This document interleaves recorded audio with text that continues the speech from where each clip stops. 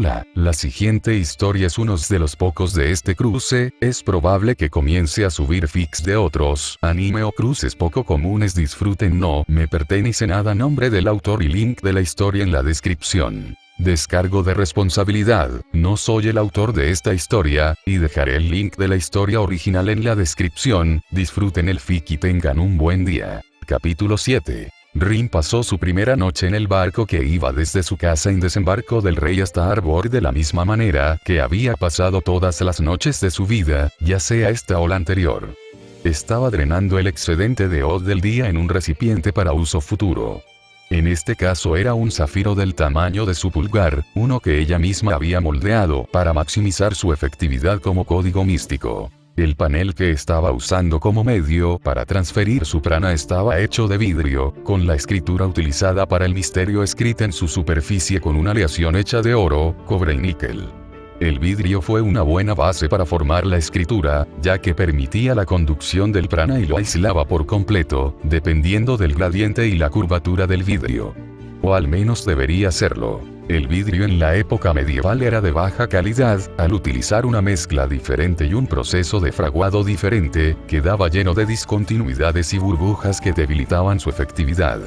Debido a eso, y a la necesidad de mezclar la escritura del Alto Valirio con las runas de la lengua antigua mayor, Rin solo logró obtener una cuarta parte de su antigua eficiencia de su hechizo improvisado. Cualquier mago que se quejara del mundo moderno era un imbécil. Incluso con todos los recursos que se le proporcionaron como princesa y con el dinero que había reunido de sus negocios, todavía luchaba por reunir lo que necesitaba y el tiempo real de viaje de los materiales la estaba volviendo loca. En su antiguo mundo, podría haber encargado la fabricación de vidrio con la forma adecuada y recibirlo en su puerta en una semana. Casi cualquier tipo de mineral se puede pedir por correo o encontrar en línea. Aquí cada paso tomó meses y todo era de baja calidad, lo que requería que ella misma lo procesara de todos modos. Y a la mierda las púas. Deseó tener algunos buenos bolígrafos o lápices. Aunque renunciaría a todo eso por un maldito café o un té que no supiera a agua sucia. Rin dejó que su mente se preguntara mientras comenzaba a bajar hacia el disco de vidrio. Tendré que introducir una nueva fórmula y método de producción para el vidrio. Supongo que la fabricación de vidrio es una empresa bastante rentable, dijo ella, sin apenas interés. Ella no estaba sufriendo por dinero. Ella era una de las personas más ricas del país, por lo que el atractivo de ganar más dinero estaba perdiendo rápidamente su atractivo. Ya casi no sabía por qué se molestaba. Supuso que era solo una distracción a la que podía recurrir mientras esperaba que llegaran sus materiales de investigación. Tyrion pensó que el repentino enfoque en mejorar el transporte se debía a que ya habían saturado el mercado local con productos, pero en realidad era porque quería que sus malditos pedidos se cumplieran en un tiempo razonable. Esperar 3 meses para recibir un pedido de un libro fue una locura. El árbol había aceptado la idea de los barcos fluviales de Rin, probablemente en un intento de besarle el trasero. No es que importara. Los barcos fluviales eran solo un proyecto a corto plazo, algo más barato y más rápido de fabricar que la verdadera solución a su problema. Trenes. De Arbor pronto se echará a llorar cuando descubran que el objetivo final de Rin era destruir su monopolio comercial en Reach. La riqueza de la familia Redwine provino principalmente del comercio que llegaba río abajo desde el resto del dominio, todo el cual tenía que pasar por Arbor. También fue el factor que había arruinado su reputación en los últimos años, ya que su disputa familiar con los Tyrell los hizo negociar negocios poco justos. Si bien la familia Redwine ahora tenía dinero, poder militar y una posición estratégica, todo eso podría verse seriamente afectado con la introducción de los trenes. Probablemente perderían casi todo, ya que una vez que la gente de Reach tuviera una alternativa para pagar el impuesto injusto a los Redwine, la aceptarían. Por eso la familia Redwine era perfecta para el pequeño plan de Tyrion de tener una prometida falsa, porque dentro de 5 años, cuando su hijo tuviera edad suficiente para casarse, los Redwine probablemente estarían maldiciendo su nombre. O eso, o simplemente maldecirán a Tyrion, como parece que hacen todos los demás. Fue un fenómeno extraño, ya que cuando las técnicas de producción en masa de Rin habían reducido a más de la cuarta parte el costo de vida dentro de Kingsland, todos cantaron alabanzas a su princesa. Sin embargo, cuando sus métodos superaron a algunos negocios familiares, la gente herida solo maldijo al diablillo. Rin realmente no se sentía culpable por aquellos afectados negativamente por sus acciones, ya que sabía que no existía el bien absoluto. Cualquier elección realizada siempre tendrá personas afectadas positivamente y otras negativamente, y según todos los informes, aquellos cuyo nivel de vida mejoró drásticamente gracias a los cambios que ella había realizado eran 20 a 1 de las personas que lo habían sufrido. Fue simplemente una consecuencia desafortunada de la progresión. Era sencillamente extraña la forma en que la gente dividía los buenos de los malos. Su tío se tomó todo el asunto con calma, simplemente riéndose de que no le importaba que todos lo maldijeran, siempre y cuando eso no interfiriera con su verdadero objetivo. Su tío había declarado que quería hacerse tan rico que pudiera pagar para que colocaran una estatua de oro macizo de sí mismo en cada burdel de toda Kingsland. No tienen que ser tan grandes. El tamaño natural servirá. Ya sea que realmente quisiera hacer esto o si era solo una de sus bromas, Tyrion había estado comprando bastantes burdeles, diciendo que era mucho más satisfactorio entrar a un burdel y comprar la casa entera en lugar de solo una o dos putas. Honestamente a Rin no le importaba lo que el hombre hiciera con el dinero que ganaban.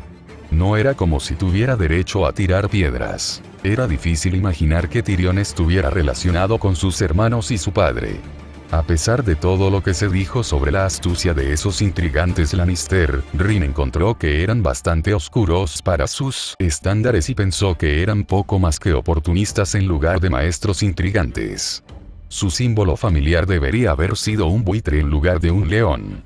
Tyrion era el único que Rin estaría dispuesto a admitir que era inteligente y que en realidad podía crear cosas en lugar de simplemente atribuirse el mérito de ellas. Por otra parte, era claramente una anomalía genética, algo que era de esperar teniendo en cuenta que su madre y su padre eran primos. Una vez más, Rin no tenía derecho a tirar piedras, pero no es como si ella o Sakura pudieran haber quedado embarazadas de esas noches juntas. Fue una pena que nadie les explicara a estas personas los riesgos genéticos y por qué el incesto era peligroso. Simplemente pensaban que los dioses lo desaprobaban, e incluso eso solo se aplicaba a hermano con hermana o padre con hijo. Rin no sabía el número exacto de posibilidades de problemas genéticos graves cuando se trata de primos que tienen bebés, pero estaba en el estadio de 1 de cada 8, y los riesgos aumentan con cada acuerdo presente en el árbol genealógico. Sin embargo, todas estas familias nobles endogámicas se preguntaban por qué seguían teniendo tantos bebés nacidos muertos. Tyrion había adoptado la idea de la producción en masa como pez en el agua y había sido de gran ayuda en el diseño de líneas de fábrica para la producción de acero en preparación para la creación de los ferrocarriles. Los dos habían bromeado acerca de querer ver la cara del viejo Lannister cuando descubrió que habían comprado la mitad de las minas de hierro en las tierras del oeste y habían logrado triplicar su productividad mediante la introducción de carros mineros.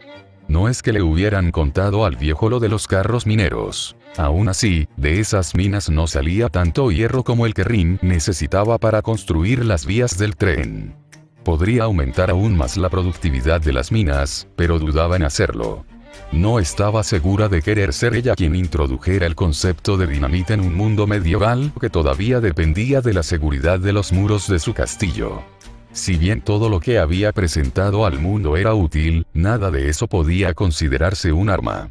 No como podrían hacerlo los explosivos. Quizás simplemente estaba paranoica, o había visto muchos de los animes de Ige donde la introducción de armas o tácticas futuristas siempre regresa para morder al protagonista en el trasero al causar aún más guerra, pero se había impuesto la regla de no introducir nuevos conceptos de la guerra en el mundo. No si ella pudiera evitarlo. No cuando la mayor arma de asedio hasta la fecha era una catapulta. Un mortero literalmente lo sacaría del agua. Ni siquiera eso podría compararse con lo que podría ser con unas cuantas joyas llenas de prana acumulado durante una semana. Tal vez debería intentarlo. La gente descubriría los explosivos tarde o temprano. Quizás sea mejor introducirlo en tiempos de paz que en medio de una guerra. Rin había estado dejando que sus pensamientos se preguntaran, el proceso de infundir prana en sus gemas era una rutina tan diaria para ella que podía hacerlo básicamente en piloto automático. Pero fue arrastrada de regreso a la realidad cuando el brillo del guión y las runas de su placa comenzaron a brillar a un ritmo rápido, la velocidad y eficiencia con la que su prana fluyó a través de la fórmula se triplicó. Antes de que tuviera tiempo de reaccionar y ajustar la cantidad de prana que estaba alimentando al sistema, el vidrio se rompió y se partió en 4 trozos grandes, descargando prana en su mesa, dejando una quemadura en la madera. Tan pronto como notó que algo andaba mal, Rin se echó hacia atrás, poniendo distancia entre ella y la placa de vidrio, lanzando reflexivamente un escudo débil para protegerla de cualquier tipo de reacción. El ritual que estaba haciendo era tan discreto y rutinario que no se había molestado en establecer medidas de seguridad. Debería haber pocas o ninguna posibilidad de que se saliera de control, y mucho menos de una manera tan violenta como había sido. ¿Qué diablos pasó? Rin murmuró para sí misma, tomando una de las piezas de vidrio y mirando las runas brillantes en el medio. La luz se apagó cuando el prana se dispersó lentamente, dejando a Rin confundida preguntándose qué había causado el cambio repentino en la absorción de magia de los metales. Genial, y sé que voy a tener que perder otra semana reuniendo los materiales necesarios para descubrir qué diablos acaba de pasar. Gruñó para sí misma, recogiendo los pedazos y arrojándolos en una bolsa con el resto de sus pertenencias personales que había llevado con ella en el viaje. Al diablo con la Edad Media. Como alguien logró algo. La princesa dejó de despotricar cuando alguien llamó a la puerta. «Querida sobrina, ¿todavía estás despierta?», preguntó Tyrion desde el otro lado de la puerta. «Sí, tío, ¿les pasa algo?», dijo Rin, enderezándose y acercándose a la puerta. Su tío estaba allí, así como Preston Grenfield. Ella omitió mentalmente a ser uno de los miembros de la Guardia Real a quien se le había encargado proteger a Rin durante el viaje, junto con otros 3 hombres de armas de Baratheon para actuar como guardaespaldas. Si bien Rin generalmente no mantenía ninguna guardia regular, no podía negarle a su padre cuando abandonaba la seguridad de la Fortaleza Roja.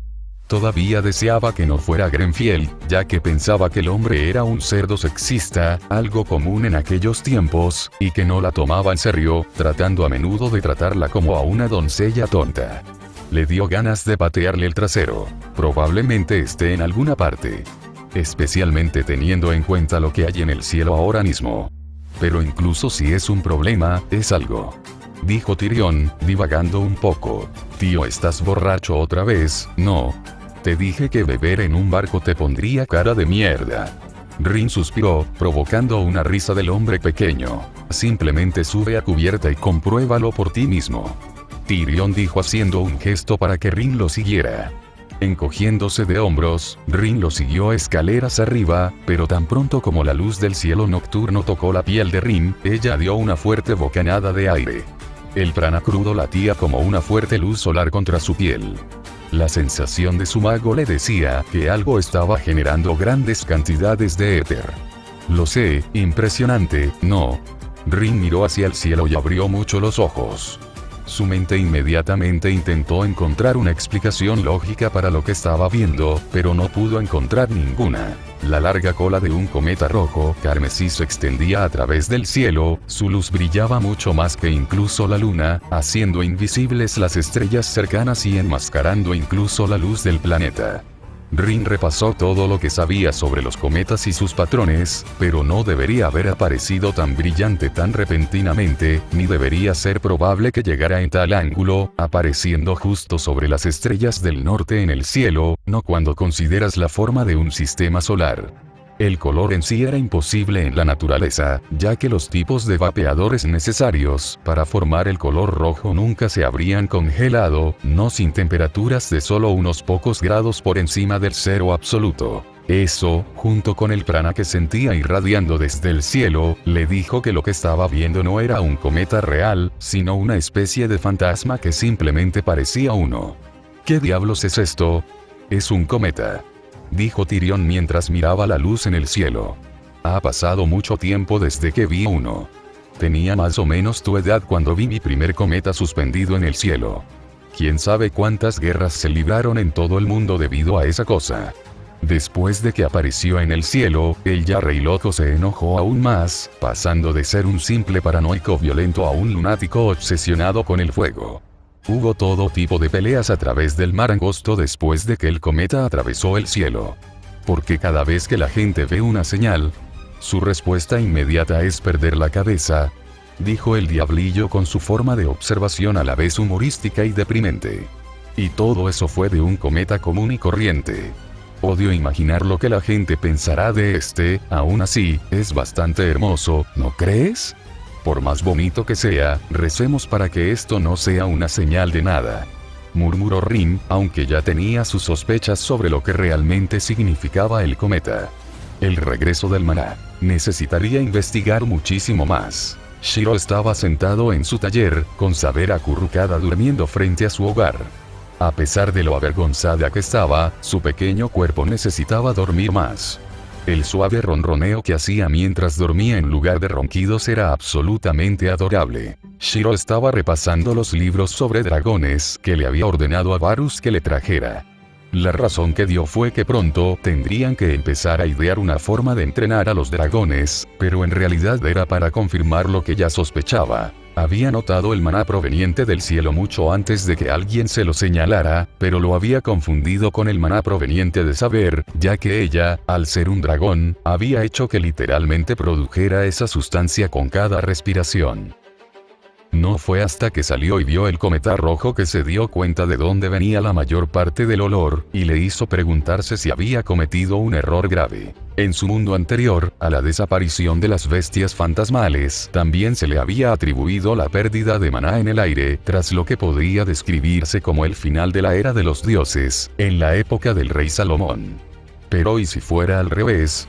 ¿Qué pasaría si la desaparición del maná fuera realmente causada por la pérdida de las bestias fantasmales que lo producían? ¿Qué pasaría si al reintroducir dragones en el mundo, Shiro lo hubiera empujado por error hacia la era de los dioses? Seguir este hilo de lógica había dejado a Shiro con una nueva perspectiva sobre la invocación accidental de Saber y preguntándose cuán profundamente arraigado estaba el destino de este mundo. Shiro sabía que el regreso del maná iba a ser perjudicial para su lucha contra los caminantes blancos.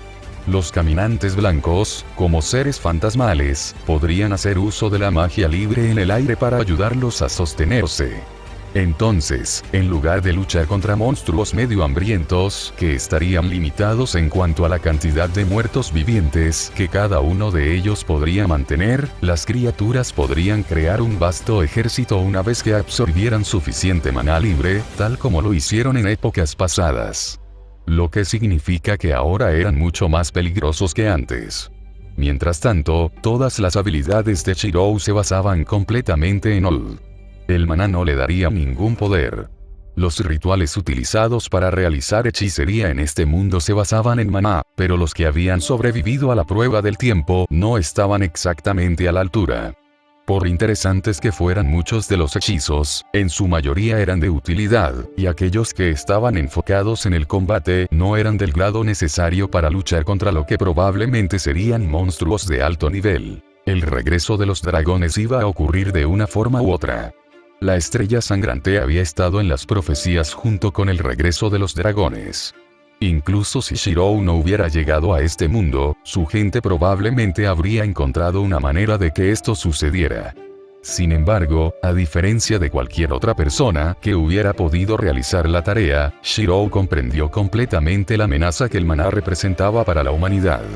También había establecido la conexión entre su regreso y el regreso de los dragones y podía concluir que podría revertirse con la misma facilidad.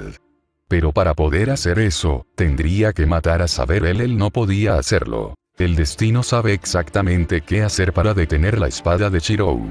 Podría cambiar el destino de este mundo y proteger millones de vidas, pero para ello tendría que sacrificar a una de las personas que amaba con sus propias manos.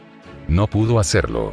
Él no era Azorai. Saber, al no ser un mago y ser tan nuevo en este mundo, no había hecho la conexión entre el cometa, los dragones y el maná.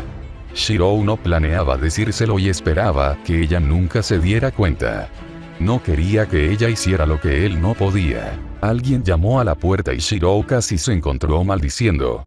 Lo último que quería en este momento era más noticias. Las noticias de ese día habían ido de mal en peor desde que le contaron por primera vez sobre la llegada del príncipe Targaryen por la mañana, aunque todos a su alrededor estaban constantemente convencidos de que eran buenas noticias. Su irritación desapareció cuando escuchó una voz familiar y mansa desde el otro lado de la puerta. «Maestro Valoris, ¿puedo hablar con usted?» Shirou se levantó y fue a abrir la puerta, revelando a la joven parada al otro lado. «María, ¿pasa algo?», le preguntó al niño. Quizás pensar en ella como una niña era extraño, ya que en realidad era aproximadamente un año mayor que el propio Shirou. Shirou se había encontrado con la chica justo después de que comenzó a aventurarse fuera de la ciudad para combatir a los bandidos y esclavistas. La niña había sido una de las muchas personas capturadas y obligadas a ser esclavas. No recordaba su propio pasado debido a un trauma, y Shirou no tenía prisa por decirle la verdad. Por lo que había deducido de otros capturados por el mismo grupo de esclavistas, su padre había sido asesinado en un intento de defenderse y su madre había sido violada por el hombre que había matado a su padre justo enfrente del niño antes de que la madre matara sí misma. La niña estaba al borde de la muerte por la marcha forzada a través de las llanuras cuando Shirou descendió sobre los esclavistas. Le había ofrecido la misma oportunidad que Kiritsugu le había dado, llevándola con él a Mir y dándole un lugar para vivir. Shirou se preguntó si Kiritsugu estaba tan desconcertado por sus propios intentos de dedicarse a la hechicería como preocupado por la intención de María de convertirse en sacerdotisa roja. Si bien Shirou no podía condenar abiertamente la profesión, hubiera preferido que ella eligiera cualquier otra cosa. Es cierto que no había muchos trabajos que una mujer pudiera conseguir en una ciudad medieval, pero aún así, María habitualmente se cortaba el cabello rubio más corto de lo que las mujeres normalmente lo usarían, tal vez en un intento de no parecer atractiva para ningún hombre que no pudiera controlar sus deseos. Muchas de las otras mujeres en el templo pensaron que era un desperdicio, creyendo que si simplemente se dejaba crecer el cabello sería una belleza considerable, pero no la tendría. Ni siquiera dejaba que le cortaran el pelo para que el corte no quedara tan desigual. La mayoría de las cicatrices físicas de su época como esclava se hicieron más pequeñas y menos notorias a medida que crecía, pero el pálido anillo de piel alrededor de su cuello desde donde le habían puesto el collar todavía era fácilmente visible. María lo miró a los ojos y Shirou pudo ver el miedo en ellos. «Yo tuve una visión», dijo, su voz temblaba mientras se agarraba a sí misma. Shirou contuvo su gemido mientras le indicaba que entrara y se sentara. No por primera vez, deseaba un poco de café fuerte, del tipo que solía prepararle a Rin. Iba a ser una noche larga. Yo diría que alrededor del 80% de la gente parecía querer continuar con Dragón Sabre.